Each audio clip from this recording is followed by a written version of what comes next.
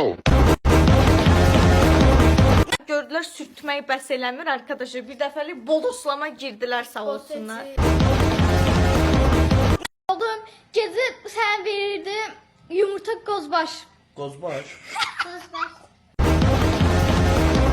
Fillahullah filin hortumu kadar ömrü olacak. Yazmamışam. Ben üstüne kışı yedim, ne geldi bu? Alfabetik. Üç üstteken bir fikrim bir dakika. Lan böyle Ay geliyor. kızlar. Yo tapılmamışım buradayım. Ha evde dövü. Kişi zorlaçılığına son. Kişi zorlaçılığına son istirəm.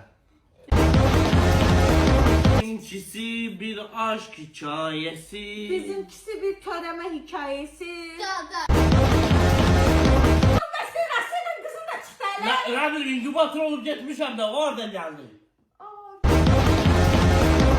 Papa,